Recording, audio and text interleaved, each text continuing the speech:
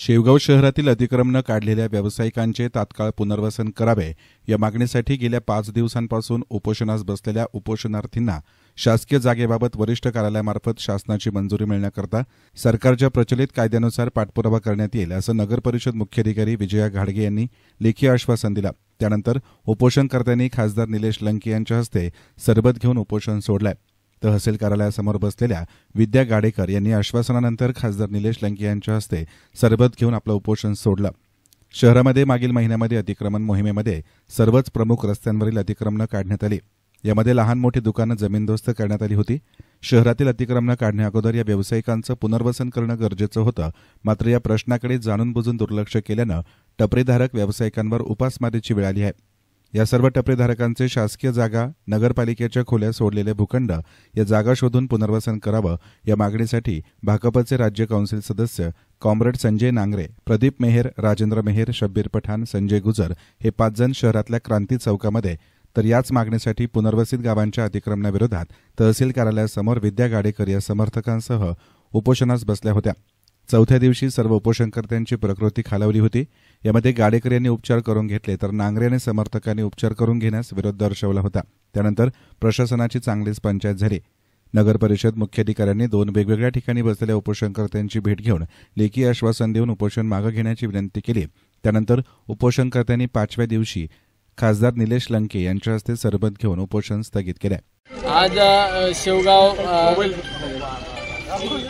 शेवगावकरांना मी खऱ्या अर्थाने म्हणजे कुठली गोष्टीला जर आपल्याला न्याय लागत असेल तर आपण एक शांततेच्या मार्गाने गेलं पाहिजे, उपोषणाच्या मार्गाने गेलं पाहिजे आणि शांततेतूनच क्रांती करण्याचं काम आमचे या ठिकाणी शेवगावकर करत असतात।